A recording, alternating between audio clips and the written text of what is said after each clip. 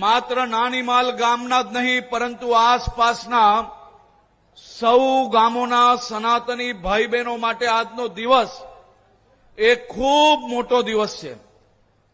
એક સાથે 17 નવા મંદિરો અને મંદિરો થકી માત્ર આજની જ પેઢી નહીં, આવનારી પેઢીઓની પેઢી એ સંસ્કાર જોડે, ધર્મ જોડે જોડાઈને રહે તે માટે આજે મુકેશભાઈ એટલે કે મંજીભાઈના પરિવાર દ્વારા એ આપ સૌ માટે આ અદ્ભુત મંદિરો તૈયાર કરવામાં આવ્યા છે. અને આજે તેની પ્રતિષ્ઠા અને જીર્ણોદ્ધારનું કામ જ્યારે પૂર્ણ થયું છે ત્યારે હું ગામના સૌ નાગરિકોને અભિનંદન આપું છું.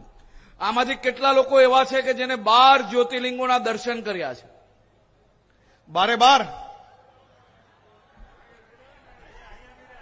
કોઈ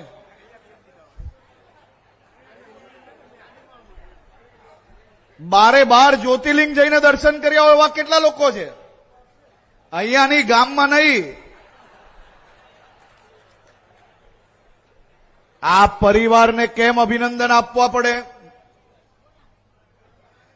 આમાંથી કેટલા લોકો એવો સંકલ્પ લીધેલો, કેટલા લોકો એવું સપનું જોયેલું કે હું 12 જ્યોતિર્લિંગ અલગ અલગ જગ્યા પર જઈને દર્શન કરીશ?